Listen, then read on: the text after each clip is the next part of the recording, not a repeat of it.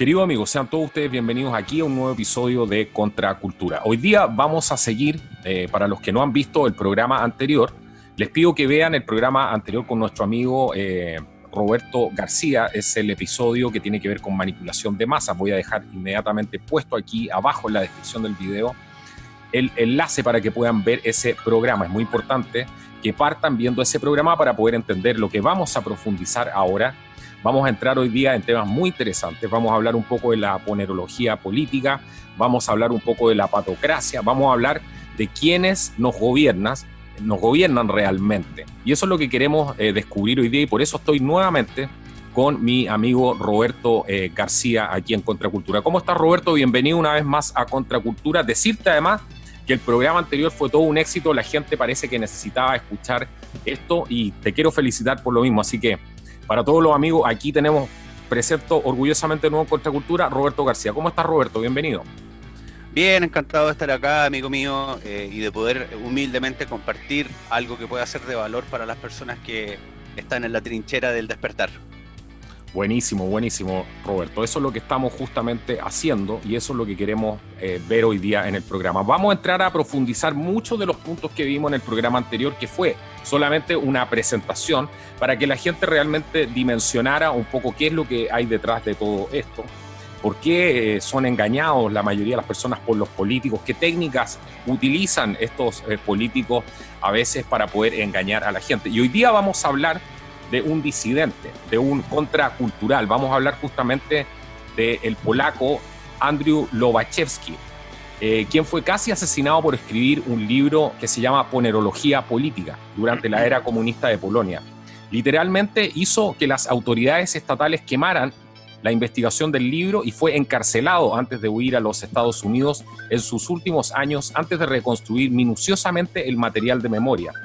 En él describe el fenómeno macrosocial conocido como ponerización, que es justamente de lo que vamos a hablar el día de hoy, por el cual cualquier movimiento político puede convertirse en malvado por cualquier estándar racional simplemente, o por la inyección de lo que él llama material patológico en doctrinas y consignas que son aparentemente morales, pero que sus intenciones podrían haber sido en un principio altruistas, pero Lobachevsky dice que finalmente se terminan degenerando.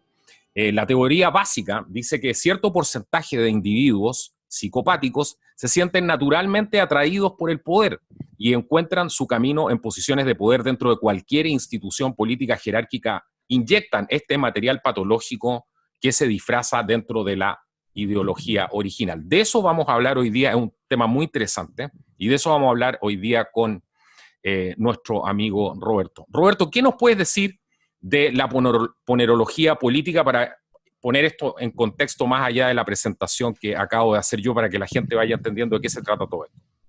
Sí, bueno, la ponerología política, en el fondo, fue una propuesta de Andrzej Lobachevsky con la finalidad de estudiar las bases estructurales, el andamiaje que estaba detrás de los gobiernos del mal o de los regímenes del mal, y ello con la intención de enseñar a la gente, y por esto que los trataron de censurar, quemar y perseguir y encarcelar, con el fin de inmunizar la mentalidad colectiva, la psicología macro, digamos, de la sociedad, con el fin de que la opresión terrible y los abusos y la policía del pensamiento y todo este hecatombe terrible que sucedió posterior a la Segunda Guerra con el comunismo, no se volviese a repetir.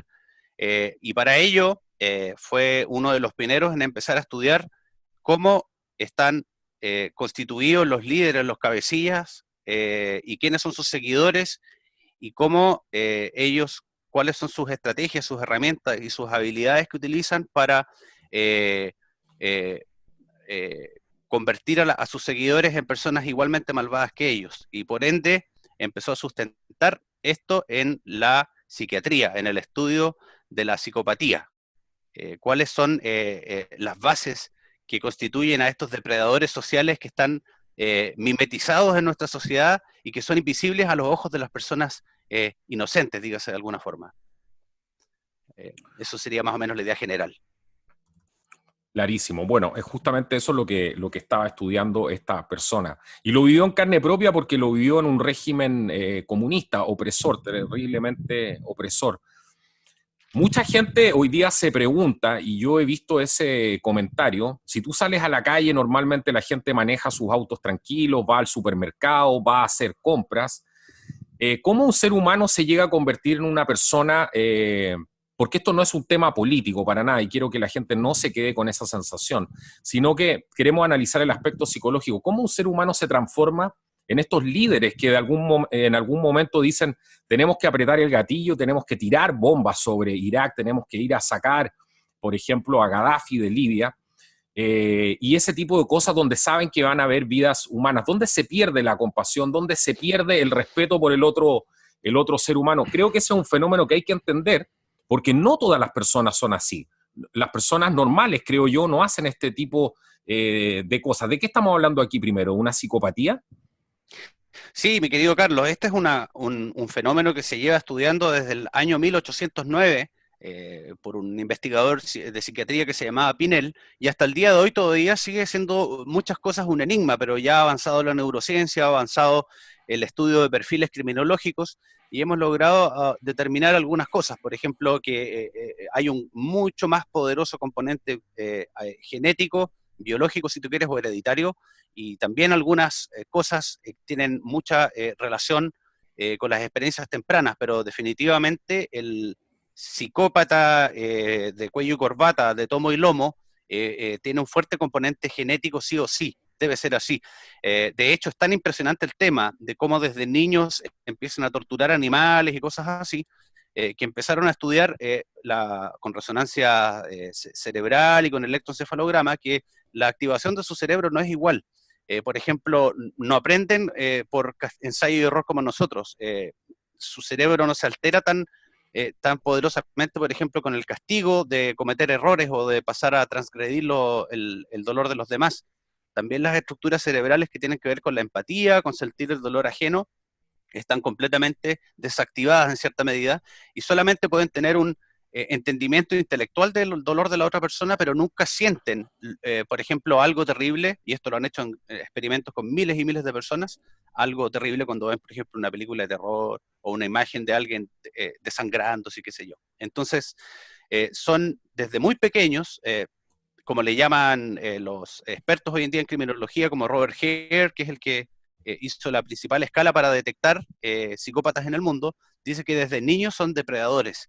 Y eso es muy difícil para la gente de aceptar que es algo que puede suceder, porque el mismo instinto maternal de una mujer que puede estarnos escuchando, alguna de nuestras espectadoras, podrá decir, pero ¿cómo va a ser un depredador de niño? Qué horrible suena eso.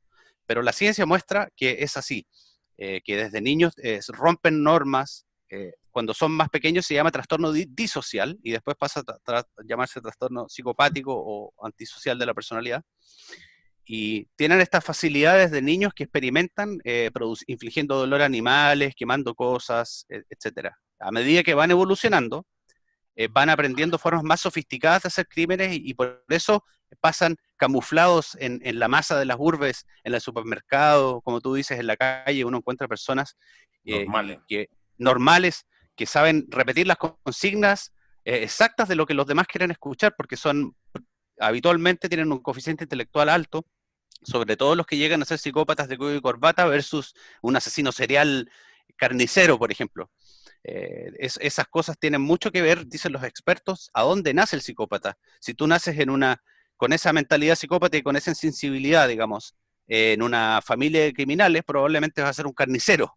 Pero si naces en una familia de abogados súper exitosos que son políticos, vas a aprender los códigos de ellos desde niños. De hecho, hay experimentos que muestran que ellos aprenden más rápido que un niño promedio. Y te vas a mimetizar en este mundo del cuello y la corbata, de hablar bonito y de camino, digamos, a llegar al poder. Y cada vez, como va de la mano de este incremento de la sofisticación con la que aprenden a hacer crímenes, cada vez son más buenos para pasar desapercibido, para camuflar su crimen. O sea que esto, bueno, eso que estás diciendo tú, lo primero que se me viene a la mente cuando escuchando tu relato y ver cómo tú explicas todo esto, hace resuena con una cosa que la gente está sintiendo en la calle y la gente se está dando cuenta, está diciendo, a esta gente nosotros no le importamos, a esta gente toma sus decisiones sin preocuparse de lo que le pasa a la señora Juanita en el consultorio, que no tiene, ¿cómo se llama?, cómo atenderse. Hay una falta de empatía total por lo que le pase a otras personas. Ya no estamos hablando ni siquiera por el dolor ajeno, sino que ya es por el destino de otro ser humano. Eso que dices tú, entonces explicaría de alguna manera bastante coherente y además científica, justamente por qué la gente está sintiendo esto. O sea, es real lo que la gente está sintiendo a este respecto. Exacto. Es más, la mayoría de ellos cuando han sido entrevistados en cárceles y han hecho profundas investigaciones de entrevistas y qué sé yo, y de test, ellos reportan, la mayoría de ellos, que encuentran que las personas que tienen empatía, sentimientos y moral son seres humanos que están más bajo en la evolución que ellos. Ellos sienten que tienen una evolución especial por el hecho de no tener lo que ellos llaman debilidades de los tontos, en el fondo. Uh-huh. O sea, seguir las reglas según su código te hace inferior. Exacto, porque ellos no pueden comprender intelectualmente, porque tienen desgregado la emoción del pensamiento, por qué las personas después de ejecutar crímenes o equivocarse de repente por cometer algún daño a otra persona involuntariamente, ¿por qué sienten culpa? Ellos se preguntan esas cosas cuando los entrevistan y nunca lo pueden comprender al final. Y cuando ya llegan a la edad adolescente, para adultos empiezan a darse cuenta que los demás son inferiores. De hecho, hay un estudio muy interesante que estuve revisándose un poco para precisamente hacer este programa, que hay estudios que muestran que ellos desde los 5 a los 7 años ya pueden detectarse entre ellos. Imagínate lo impresionante. Detectarse entre ellos. Sí, aunque estén en una muchedumbre gigante, ellos siempre se detectan entre ellos. Se parece a esta serie que salió hace unos tiempos de un asesino que andaba escondido, que se llamaba Dexter, no sé si te acuerdas. Uh-huh. Y él tenía la habilidad como psicópata encubierto, trabajando en criminología en California, de poder detectar muy rápidamente a los otros depredadores, en el fondo. Uh-huh. Entonces ellos se detectan desde muy temprana edad. Y lo que tú dices de que no les importa, también hay muchos reportes e investigaciones de que ellos, por ejemplo, cuando son las carreras que ellos eligen más son abogacía, política o economía. Y muchas veces ellos, si te fijas, hay un claro ejemplo, una de las primeras entrevistas de George Soros, cuando lo entrevistan acerca de cómo él ha hecho caer países completos por mover un par de cifras especulando en la bolsa. Y él decía, bueno, son números y si pasa eso es parte de gajes del oficio. Y el entrevistador le dice, pero ¿está usted consciente que son montones de seres humanos en realidad que están perdiendo todo lo que han ahorrado por generaciones? Bueno, shit happens, dice una cosa así más o menos. Claro. Entonces, si te fijas en esa entrevista que él ha tratado de borrar muchas veces de YouTube, y que está en toda la red, así que si quieren búsquenla, es muy interesante verlo porque pueden contrastar todo lo que estamos hablando.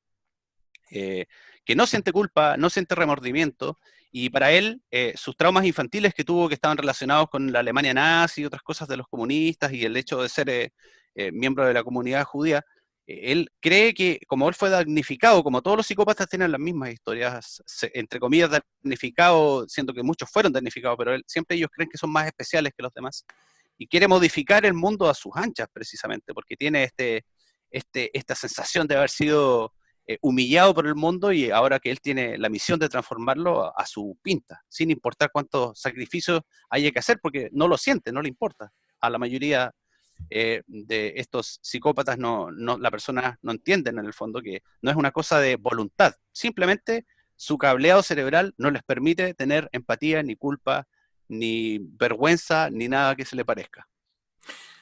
No puedo dejar de preguntarte respecto a todo esto. La mayoría de la gente tiene temor de algo, siente temor de algo. Muchos sentimos temor de Dios o sentimos temor de la justicia, lo que muchos llamamos justicia divina, porque vemos que la gente que hace el mal termina pagando, ya sea en esta vida o quizás en otra. Pero normalmente el mal nunca se sale con la suya. ¿A qué le teme esta gente? Y te lo pregunto por qué, porque se dice...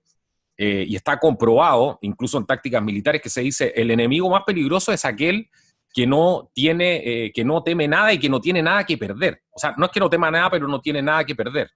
Entonces, ¿qué es lo que teme esta gente? Mira, te puedo decir un dato que puede ser mejor a veces un ejemplo que una reflexión. personal, digamos. Hay unos experimentos muy interesantes donde les mide la activación cardíaca, la frecuencia cardíaca, y la activación, esto que se llama cuando se eriza la piel a la anticipación del miedo, Ajá. y la activación cerebral de las partes ventromediales de la corteza prefrontal. ¿Qué hacen esas partes? Simplemente que la persona aprenda que ciertas cosas no hay que hacerlas porque genera un castigo inmediato. Y la anticipación del castigo en todos los cerebros humanos hace que uno no haga las cosas que alguna vez fueron negativas, etcétera. Y cuando ellos les miden la frecuencia cardíaca, la activación cerebral y todo, parece ser que están completamente separados de la realidad. Imagínate que no se les erizan los pelos antes de un electroshock. Hicieron un estudio como con 10.000 personas y todas las personas normales, cuando les daban un pequeño golpecito de electricidad, después todas las veces antes que llegara, se les paraba los pelos y aumentaba la frecuencia cardíaca, y los psicópatas no sienten absolutamente nada. Esto O lo puedes sea, resumir. O sea, eso lo explica todo, porque nosotros siempre decimos cómo es posible que no reaccionen tampoco muchas veces hacia la crítica, y es lo que más asusta, porque vemos que cuando esta gente llega al poder da lo mismo si son de izquierda, de derecha, al final un psicópata es un psicópata, pero nosotros vemos que normalmente el pueblo se siente como que no lo estuvieran escuchando. ¿Tiene esto también que ver con que están tan abstraídos dentro de su propia historia, que ni siquiera escuchan lo que dice el pueblo, porque finalmente terminan gobernando siempre igual, siempre para sí mismos, y no vemos que tengan una empatía con lo que... Volvemos al tema de la empatía.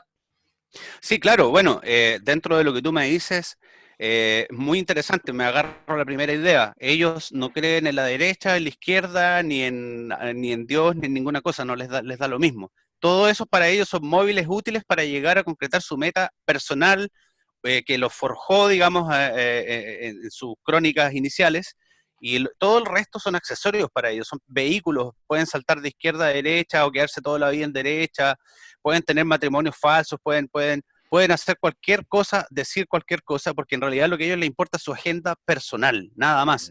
Y de hecho, en el único y más grandioso test que hay para detectar psicópatas, que es el autor se llama Robert Hare, para que lo busque a alguien que le pueda interesar, que se llama eh, eh, PCLR, que quiere decir Psychopathy Checklist Revisado, Review. Ajá. Ah, es un checklist para Eh, detectar psicópatas. Qué bueno está eso, claro. es un checklist, y en el número 3 del checklist justamente sale lo que tú me dijiste: mentira patológica e incontrolable.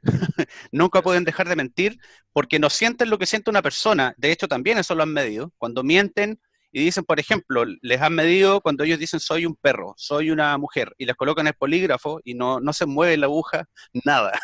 Pueden decir lo que Nada. sea.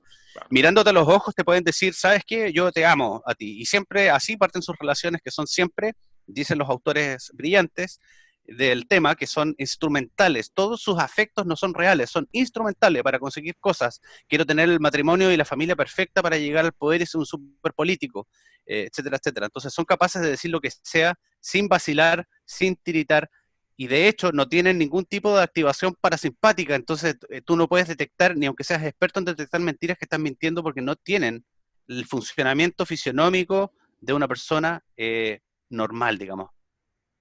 Qué increíble, ¿eh? Es impresionante lo que cuentas tú. O sea, eso que tú estás diciendo explica muchas de las cosas que la gente siente a diario y que no tiene cómo explicarse cuando ve a sus políticos. Y también se me vino a la mente el tema de los globalistas, que muchos de estas personas calzan dentro de estos perfiles sin duda, porque no tienen esa empatía, no les interesa, y son capaces de construir un caos total con tal de seguir en el poder y eternizarse en él. Y no les interesa usar una izquierda, una derecha, un capitalismo o un socialismo, un comunismo con tal de llegar al poder. Son capaces de utilizar cualquier fin con tal de poder hacer esto. Exactamente. Y de hecho, si me permites expresarlo, Por ellos supuesto. llevan, como lo dijimos en el programa anterior, ellos llevan mucho tiempo construyendo, por ingeniería social, un perfil de sociedad, un perfil de ser humano muy maleable, muy contexto dependiente, muy vacío de significados intrínsecos y muy abierto a recibir significados de afuera. ¿Y por qué les sirve esto? Porque es el ejército perfecto. Ahora, dentro de ese ejército perfecto de masas de derecha súper agresivas y de izquierda súper agresivas, ellos buscan siempre con pinza, porque como te dije, saben detectar los que son más maleables y más fanatizables, lo que le llama Lobachevsky un caracterópata, que es un psicópata que no es genético, sino que es construido por un psicópata.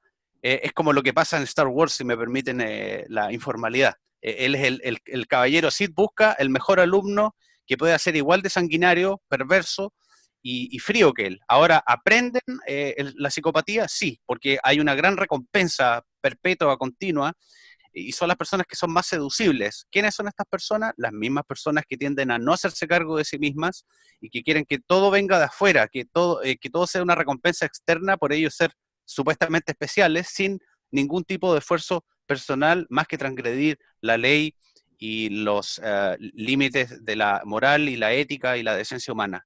Entonces, son el soldado perfecto para estos psicópatas que están en el poder. Y bueno, para ellos, como son personas tan frías y tienen, habitualmente los que llegan al poder tienen un coeficiente intelectual súper, súper, súper alto, no te extrañes de encontrar su Harvard, su Yale, su Princeton, no te extrañes nada, porque todos se han formado en las universidades de élite y en las universidades de élite también los reclutan, otros psicópatas. Entonces, ellos son muy expertos en muchos temas de control de masas y tienen muchos de estos caracterópatas que trabajan para ellos para mover las masas en el fondo y lograr cada uno la versión de mundo que él tiene acorde a su trauma torcido. No es una versión de mundo paradisíaca como la que venden, eso es lo que la gente quiere escuchar. Pero ellos saben perfectamente bien, en cierta medida, en el fondo la versión oculta, la agenda oculta y personal que ellos tienen de ese mundo dantesco que quiere construir cada cual. Qué impresionante está. No, mientras tú contabas esto, yo no podía abstraerme de pensar en Huber Matus, uno de los grandes de la Revolución Cubana, que fue muy amigo del Che Guevara en la campaña en la Sierra Maestra, y él contaba que el Che Guevara en el fondo era un cabro, un joven que tenía muchas ganas de ir a la aventura, había pasado por ya muchísimas aventuras, estaba en búsqueda de la aventura, y decía él que, pero sí era un tipo que lo único que quería era, y se le notaba en el carácter, era llegar a ser alguien en la vida y pasar a los libros de historia, fuese como fuese, haciendo lo que sea. Y él hablaba que Fidel Castro poco a poco lo fue reclutando cada vez más cerca de él y lo empezó a convertir en este asesino serial y le sacó la mejor parte. Esa parte, decía Huber Matus, que lo conoció al Che, decía que esa parte se le inculcó Fidel Castro. Fidel Castro lo fue moldeando y lo fue transformando en este asesino. Entonces, me imagino que este es un buen ejemplo de los tantos que hay de cómo estos tipos se reconocen entre ellos y se van potenciando. Porque es impresionante lo que dices tú. Exactamente. De hecho, uno de los aspectos principales de todo lo que los científicos de la psiquiatría y la psicología convergemos es en que ellos son siempre gente profundamente encantadora, son expertos en el encanto, son hechizadores de personas. De hecho, cuando lo conversábamos el otro día fuera de cámara, hablábamos, ¿te acuerdas? De la prestidigitación emocional, son expertos en eso. Son expertos en que tú te sientas, hacerte sentir como tú quieres hacerte sentir para que tú firmes el contrato sin leer la letra chica y después someterte a su mundo, digamos, de perdición. Eh, Tal vez pensaba tal vez que podíamos explicar un poco la lista de los ítems de este test para detectar psicópatas, tal vez como herramienta para poder ayudar a la gente para que, a pesar de que sea medio terrorífico abrir los ojos, prefiero conducir con los ojos abiertos que con los ojos cerrados, con los dedos cruzados, esperando que llegue no sé de dónde una especie de maná del cielo. Es bueno abrir los ojos, entonces podríamos tal vez compartir esa información. Yo lo encuentro genial que hagamos eso, porque la gente le va a servir, pero ¿qué te parece si eso lo dejamos para el próximo episodio, que vamos a seguir conectados aquí? Pero me gustaría terminar este capítulo, nos quedan algunos minutos ya. En el segundo quédense muy conectados porque vamos a hablar de algunos de estos psicópatas que están actualmente en el poder. Vamos a ver cómo los podemos detectar para que esto tenga también una aplicación práctica para usted y no se quede solamente en la conversación. No puedo no hacer una pregunta, a lo mejor completamente fuera de contexto de lo que estamos hablando, pero estoy seguro que está muy relacionada. ¿hay algún estudio o hay algún tipo de experiencia empírica donde se haya podido comprobar si esta gente cree o no cree en Dios? ¿Son todos alejados de creer en vamos a decir así, una realidad también divina dentro de sus propias vidas? Porque creo yo que eso también explicaría, creo que es muy peligrosa la gente que es muy inteligente pero que está desconectada de esta realidad, y también se ve en la práctica que hay gente que por muy inteligente que sea, se pierde en una gran porción del análisis, una gran cantidad de acceso a la información por lo mismo, por el hecho de no ver la realidad completa, por así decirlo. Muy interesante la pregunta que me haces. Mira, si te fijas, la mayoría de ellos en toda la bibliografía clínica siempre tienen una profunda, amplia y extensa y completamente devota creencia solamente en sí mismos. Y si te fijas, hay muchas doctrinas que ya sabemos cuáles son, para qué las vamos a nombrar, que en el fondo son basadas en la creencia del hombre en su propia superioridad y en su propio desarrollo y nada más. Exacto. Sobre todo todo lo que tiene que ver con la nueva era y todo eso, justamente que están metiendo en... Exacto. Claro.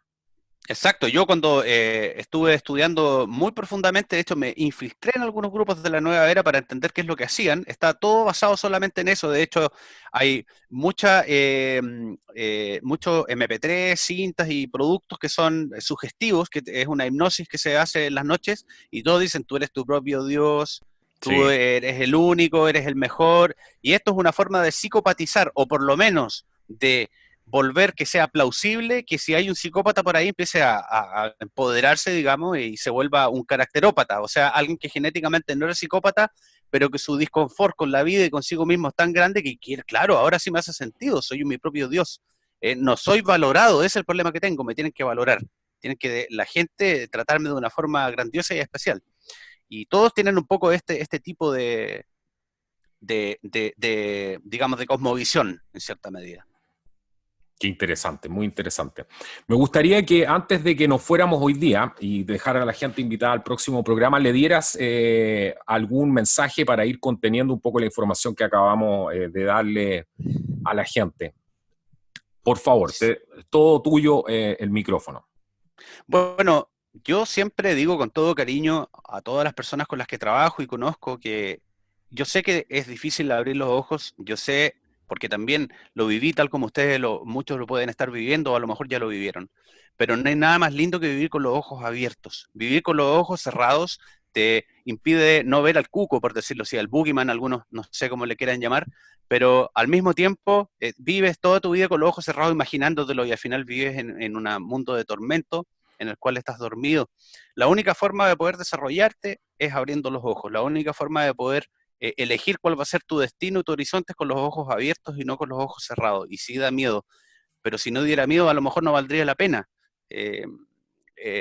Me quedo con una frase muy linda que me dijo una vez un colega terapeuta, que fue mi maestro, me decía, está bien que tengas miedo, pero no está bien que el miedo te tenga a ti. Y eso tal vez el mensaje que engloba esto. A lo mejor todos conocemos a alguien que tiene esos rasgos y sospechamos a lo mejor que lo podemos ayudar. Y lamentablemente no es así. Lo que sí podemos hacer es ayudarnos a nosotros mismos por medio de detectar a esta gente y tal vez protegerse a uno mismo, porque la persona, como bien dice mi amigo Carlos siempre, el deber principal que tiene es de cuidarse a sí mismo, porque si no te cuidas tú, ¿a quién vas a cuidar? Si no tienes amor a ti mismo, ¿a quién le vas a dar amor? Eso es lo más importante, diría yo.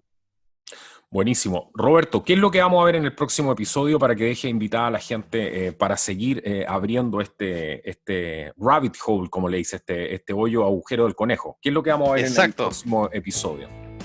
Bueno, próximo episodio vamos a abrir la caja de Pandora, yo creo, de revisar cuáles son los ítems más cruciales, así que ojalá que tengan lápiz y papel para detectar psicópatas, cuáles son esta escala que propone el psiquiatra Robert Hare, que nos muestra más o menos cuáles son los rasgos principales que deben estar presentes en una persona para poder comprender esto, y no solamente lo utilicen para mirar al lado, utilícenlo para mirar las personas que están sobre ustedes, los mandatarios. Tal vez podríamos revisar un par de perfiles de algunos que son conocidos por ahí. Wow, eso suena súper interesante, así que vamos a quedarnos súper atentos a la información que nos está preparando Roberto. Y bueno, darles las gracias, Roberto, a todos ustedes por haber estado hoy día en el programa. Quédense atentos a los próximos episodios. Estamos preparando una serie de episodios con el valiente Roberto García, que se ha atrevido a hablar de estos temas que la mayoría de la gente, ustedes ven que no se atreve a hablar, justamente a destapar estas cosas que están debajo. Así que compartan este importante video, ayúdennos, apóyennos. YouTube nos está desmonetizando todos los videos, poniendo en jaque la existencia de este canal. Esto es serio, esto es de verdad, así que por favor abajo siempre van a encontrar los enlaces. Si son tan amables y quieren apoyar al canal, van a poder encontrarlo justamente aquí abajo en la descripción del video. Invitarlos al próximo episodio, darles las gracias a Roberto. Esto ha sido Contracultura. Nos vemos en el próximo video. Chao, Roberto, muchas gracias. Gracias a ti.